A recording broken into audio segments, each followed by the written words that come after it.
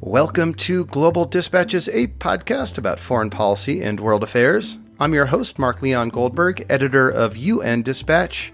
And in this show, we discuss topical global issues, have conversations with foreign affairs thought leaders and newsmakers, and give you the context you need to understand the world today. Go to globaldispatchespodcast.com to learn more. And now on with the show. My guest today, Ivo Daalder, served as the United States ambassador to NATO under President Obama from 2009 to 2013. He is now the president of the Chicago Council on Foreign Relations, and he is co-author with James Lindsey of the new book, The Empty Throne: America's Abdication of Global Leadership. The book offers a comprehensive account of the first 2 years of President Trump's foreign policy, and in so doing, it offers an unsparing criticism of what the authors argue is a grand strategic failure of the Trump administration. Simply put, the authors argue that the United States is ceding its global leadership position in ways that are harmful to U.S. interests. Now, for those of you who have been around the foreign policy world for a while, you may recall that Ivo Daalder and James Lindsey last teamed up for the 2005 book America Unbound: The Bush Revolution in Foreign Policy. That book won all sorts of awards, and rightly so. It was the first book to really offer a full picture of the immense scope of the foreign policy failures of the first term of the George W. Bush administration. So we kick off this conversation comparing that era to the one we are currently in.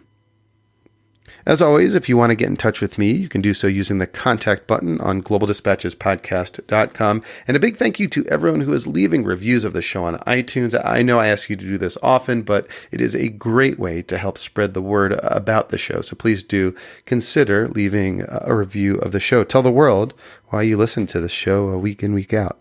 I'd so appreciate it. All right, now here is my conversation with Ivo Daalder. So I received a review copy of your book from your publisher, and arrived in the mail. I opened it and I see, okay, here is Ivo Daalder and James Lindsey writing a book examining the grand strategic failures of a Republican president. I think it is 2005 again. And that's actually kind of where I wanted to start, which is how you would compare sort of this moment in America's global leadership and America's image abroad to that of 2005, in which you sort of previously examined the failures of the Bush administration's first term. Well, it's a great question, and in fact, the origin of this book, The Empty Throne, came out of a conversation that Jim and I had shortly after the election of Donald Trump, and I said to Jim, I think this is a moment that we will look back at and want to record and maybe start thinking about if we were to do a book on, say, the first year of Trump, how would we do that, and what would the story be? So we've been thinking about writing the book from the beginning. We didn't actually start writing it until the end of the first year in December of 2017. And the theme that we had, and it's the theme of the book, is, and where it is, I think, different from what we did with the Bush administration, is that American global leadership was being stressed. It was under attack in some ways, and had been being challenged from a growing Chinese threat, reemergence of a Russian threat, a growing sense that perhaps our leadership in the early part of this century had not been as effective as we wanted it to be, that Obama's foreign policy had already been a response to those kinds of developments, and the real question was, how would a new president who came in with a very different view of America's role in the world deal with the reality of global leadership? The difference that we discovered, and I think that's the essence of the book, is that in contrast to Bush, who did believe in American leadership. He had a very unilateralist view about how to do that, but he believed that the United States needed to lead, needed to support alliances, needed to ensure open and free trade, needed to bring democracy, perhaps a little too forcefully, but then needed to promote democracy and freedom. And sort of fell within the mainstream norm of post-war American presidents, that Donald Trump actually wasn't in that norm, that he was very different, that he didn't actually believe in leadership. And he doesn't talk about leading. It's not part of his vocabulary. And that sort of the mainstays, the main pillars of American foreign policy, alliances, free trade, democracy, were the three things he actually didn't believe in. And he had a very different point of view. So that's the difference. But, it's also probably fair to say that much like Trump, Bush, at least in the first term, because there was like a course correction in the second term, wasn't really much of a multilateralist, right? I mean, you remember, I remember all the hand-wringing, is this the end of NATO? Is this sort of like, is the UN forever crippled by, Bush's more or less unilateral decision, although there are, some allies, of course, joined the war in Iraq. They seem to have shared that sort of similar thread. Yeah, clearly he was more. Bush was clearly a unilateralist, and a belief that the exertion of power would lead others to follow one's lead. But he was interested in followers. He cared about how many people were with him. Recall how convoluted in many ways the attempt was in March and April of 2003 to demonstrate how broad the coalition effort was in Iraq, even though we all know it wasn't very broad. It was this famous press conference with the military leadership and all the colonels and captains from other nations were standing behind him in order to demonstrate how big the coalition was. You don't hear Donald Trump talking about coalitions. You don't hear him talk about how many people are following his lead. What you hear him talking about is winning for America, and it's a very different conception of how to engage the world, leading versus winning. And so the methods may have been similar, unilateralist, an emphasis on the use of force, but the purpose was different. What Bush wanted was other people to come along with him, and he spent a lot of time trying to figure out how to get them to come along. And that's just not where Donald Trump is. He doesn't actually care about who's with us. He cares about whether he beats us, and us being allies as well as adversaries. Every nation is the same, and it's looked at as a way to, what is its contribution to America first, rather than anything else. And that's a different view of how we should engage the world. So just like a profoundly zero-sum kind of view of the world. Exactly. Yeah, and Bush still had a positive sum. I mean, he might have denigrated allies, and they did at times, particularly when they disagreed. Yeah, the old Europe and versus New Europe. Old Europe, New Europe, exactly. Yeah. But there was that, but it was designed to shame him into doing more to follow our lead. So he never put a question mark about NATO in a way that Donald Trump did. He's never talked about the European Union as a foe. In the way that Donald Trump has. And so it is profoundly different. Yeah, I mean, it's almost as if Trump is almost like indifferent to a lot of these kind of multilateral institutions, whereas Bush was like perhaps hostile to them. But, indifference is sort of a worse is worse than being sort of hated, right? Well, I mean, yes. I mean, Bush saw the value of them, but he also saw that there were problems with multilateral institutions, that they posed constraints on the freedom of action by the United States, which is sort of by definition what multilateral institutions are about. I think the view that Donald Trump has of the world is a very sort of atomic view, in the sense that you have a bunch of individual states, and the goal of their interaction is to beat them. And it doesn't matter whether they're neighbors or allies or friends or people who've been with us for a very long time. It's all about winning. And he talks about winning incessantly. It's what Make America Great is all about. And the winning is a zero-sum definition. It's why he says that trade deficits are bad, and the only good trading relationship with another country is one in which the U.S. has a surplus. And it's that zero-sum view, as if every interaction internationally is like buying a building. It's a real estate transaction in which you pay X, and hopefully that X is the lowest amount possible, to get Y. And that's all it is. Well, that's not how international politics works. So the global multilateral system from which you argue in your book the Trump administration is abdicating leadership, is one in which was created by the United States after World War II. Can you just talk a little bit about the ways in which this system over the decades have sort of benefited the United States, have benefited Americans? Well, I think you got to go back to the pre-World War II era. So after World War I, which the U.S. reluctantly entered into in 1917, immediately after the end of the war, which because of U.S. intervention, we won together with the Brits and the French, and led to the Versailles Treaty, we decided to retreat and retreat back into the U.S. and said, okay, we were there because there was a threat. The threat's now dealt with, and now we're going to go home. And the interwar period, the 20s and 30s, was a period of great instability, huge challenges to democracy in countries like Germany and Italy, ultimately the end of democracy in those countries, and an economic relationship led by the United States that was stressing autarky and tariffs and the need for us to cut ourselves off from the rest of the world. And that helped contribute to World War II. And the leaders who were fighting World War II decided that perhaps what was happening in 1918 shouldn't happen in 1945, that the U.S. had no choice but to be engaged in the world, and that, in fact, by being engaged, we could perhaps prevent a return to great power wars.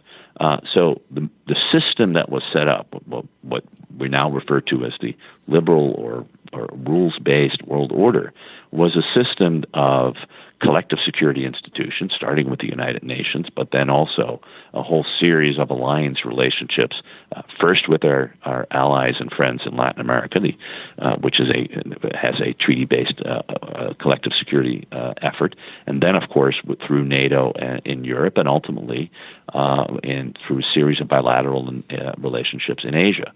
The same was true on trade. I believe that having agreed rules on trade and opening up markets was the best way to create interdependencies and to limit the possibility of a return to war. So we had the General Agreement on Trade and Tariffs that was commenced in the 1940s and negotiated, and a whole series of trading rounds that ultimately led to the creation of the World Trading Organization. We were bringing in more and more countries into that system in a way to say you should benefit from the system, and therefore take away the possibility of the use of force to settle differences.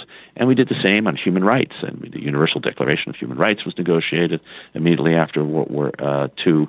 The support for freedom and democracy became an essential part of our foreign policy, in the belief that if countries were secure and they were prosperous and they were free, they were unlikely to go to war with each other. And if we could undergird that system through our leadership, even if that leadership meant that sometimes we had to pay a little bit more for defense, or we had to open our markets a little more to products from other countries, that in the end, that system would benefit not only everybody else, but particularly us, that it was cheaper to engage and lead that system than to have to go back to where we were in the first part of the 20th century, which is multiple wars. And that's the essence of our engagement in the world, and frankly is now being challenged by Trump's foreign policy. Well, so what are the implications then to like your ordinary average American citizen for Trump's chipping away at this kind of liberal world order in which the U.S. stood as the leader?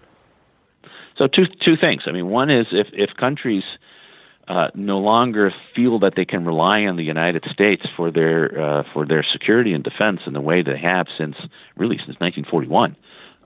They will start taking measures and steps to protect themselves in ways that may not contribute to security. They will either pose a threat to their own neighbors or become so insecure that they will take preemptive action, for example, to say, I don't know what my neighbor is going to do. I may have to start using military force. That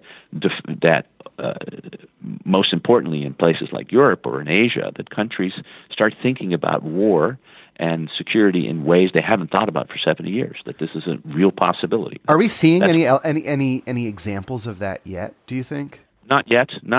But you are seeing countries increasingly moving in their own, accommodating to other bigger powers. So you see people throughout the world starting to accommodate the Chinese military power and saying, if I can't rely on the United States, then maybe I should align myself more closely to a Russia or a China in order to protect myself.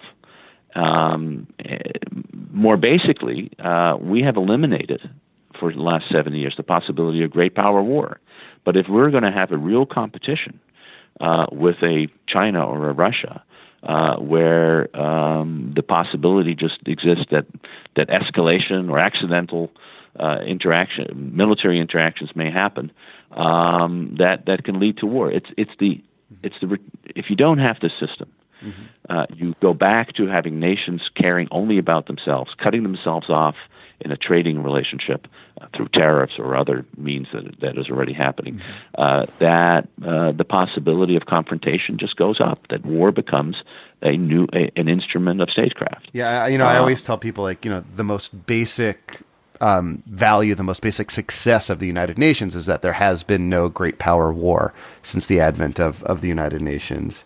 And if you're going to chip away at the power of the United Nations, you're probably increasing the likelihood that great powers will go to war with each other once again. I mean, clearly the United Nations and the rest of the multilateral system has been very important to sort of reduce, if not eliminate, the possibility of great power war. But that system has been undergirded by American power and leadership. It's been the glue that keeps the system together. If you take American power and leadership away, it's not clear that the system can survive.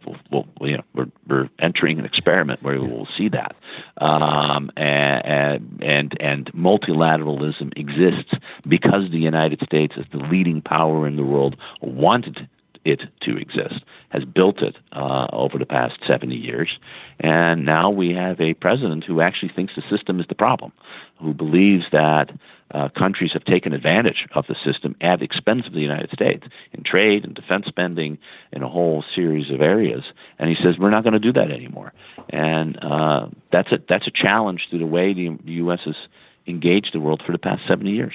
So there was a second sort of thread that you were going to follow, but then I sort of cut you off. Do you recall? If no, not, no. We can just move on, yeah. Yeah, no. It's the key is that power. And American leadership. Okay, yeah. So your book, I think, is really probably the first comprehensive critique of the first almost 2 years of the Trump presidency. Could you maybe share some stories from your book, some examples that you cite in your book that sort of illustrate the sort of thesis that you're working with, that the Trump administration, President Trump in particular, is sort of willingly abdicating this kind of global leadership position? What examples do you cite in your book that illustrate this point most clearly? Well, I guess one, which is close to my heart, given what I've done in my past, is his attitude towards NATO. So here you have an alliance that next year will celebrate its 70th anniversary, that for 40 years was at the center of American foreign policy during the Cold War. It was a strong transatlantic alliance, was critical to deter and prevent the Soviet Union from taking over other parts of Europe that had, beyond what it had already taken over. And indeed, the stronger the alliance was, the more the Soviet Union had to reassess its own strategies and policies, to the point that, in fact, the Cold War ended and the Soviet Union collapsed because it couldn't compete with that transatlantic relationship. The transatlantic relationship itself was fundamental to resolving the underlying instability in Europe, which was the competition between Germany and France, and between different European powers for power and control of Europe. Once the United States, through NATO, indicated that we together will take care of each other's security, people wanted to cooperate and created the European Union and a whole series of other things. So this is a pretty important part of American foreign policy. President Trump came in and not only said that he thought the NATO was obsolete, but put a serious question mark behind America's continued commitment to collective security. So Article 5 of the NATO Treaty is the article that says an attack against one is an attack against all. He was unwilling for a very long time, for the first 6 months of his presidency, to say that the United States, and he particularly, still stood behind that. So countries in Europe started to ask the question, is the United States, for the first time really in 70 years, is the United States still committed to the NATO alliance? A few months ago, in July, he was asked by Tucker Carlson whether we really should be defending Montenegro, which is a new member of NATO, and President Trump said, "Well, I've been asking myself that question as well. Not a great thing to hear if you're Montenegrin, but frankly, if you're German or French, or Estonian or Latvian, hearing the President of the United States calling into question the essential security guarantee and essence of an alliance that has existed for 70 years is jarring, and it leads one to say, okay, if he's not willing to defend Montenegro, why would he be willing to defend Germany, which is pretty much at the core of American foreign policy for the past 70 years. So that's one example. I mean, can I ask, as like a former NATO ambassador, as a proud transatlanticist, as I presume you are, like what goes through your head when you see the U.S. president say something like that, or denigrate NATO in that way, or call into question just like the fundamental aspects of the transatlantic relationship? Well, it almost is personal. In the sense that I've devoted my 58 and a half years to embodying the transatlantic relationship. I was born and raised in Europe. I became an American citizen. I was extraordinarily honored and proud to be able to represent the United States at the North Atlantic Treaty Organization. And in some sense, it's personal. But beyond personal, it's asking the question, what benefit?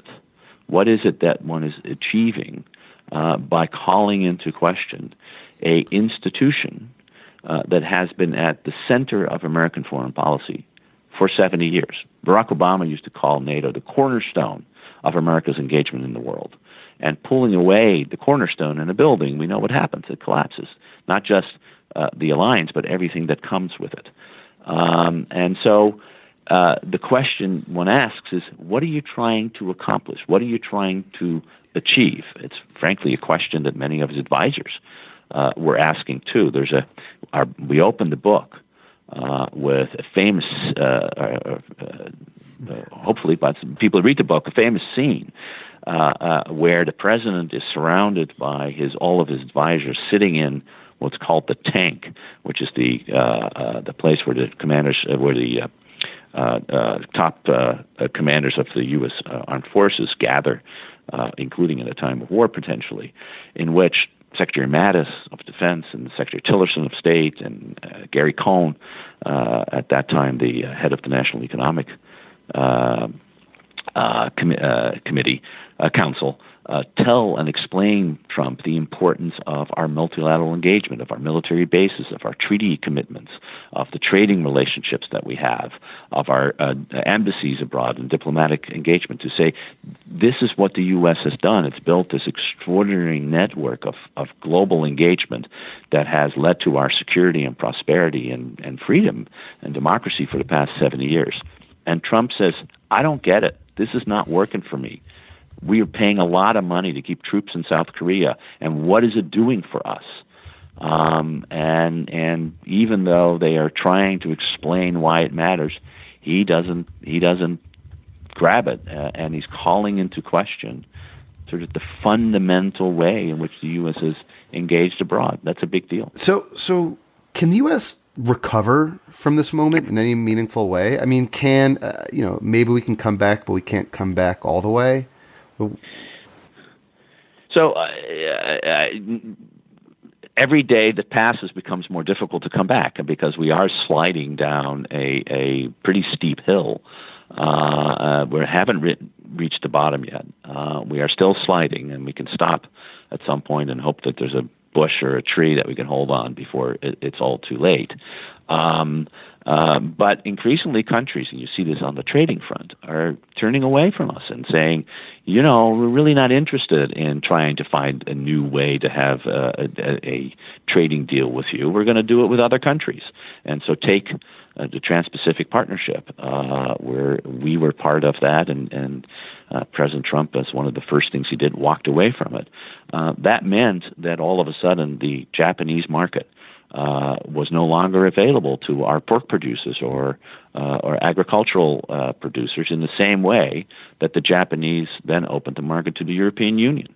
And so American farmers are no longer able to export their goods at competitive prices in a way that the Europeans are. So the world is marching on even without us, and we are no longer able to lead. Now, if we were to change policy, be it under President Trump or a new president, the U.S. is still the most important country in the world. It's still the most powerful military. It's still the biggest economy. It still represents a lot of what's good about the world. And it perhaps, working with others, can regain part of that leadership.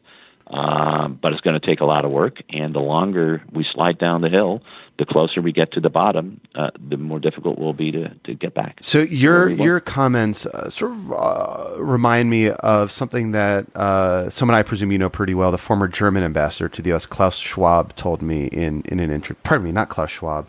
Klaus Scherioth. Wolfgang Ischer. No. Klaus Scherioth. Yes, Klaus Scherioth. Yeah.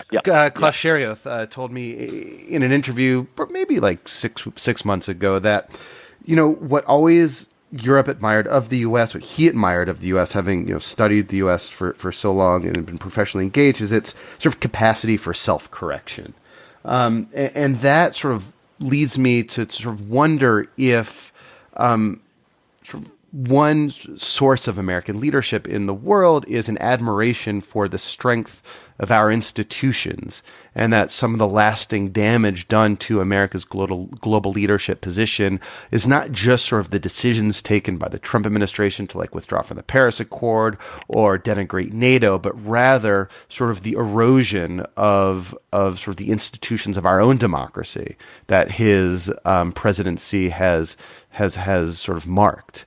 I'm wondering if that's sort of an element of this kind of puzzle that you piece together, that Trump's sort of real lasting damage is that he's kind of punctured the mystique of the strength of American institutions.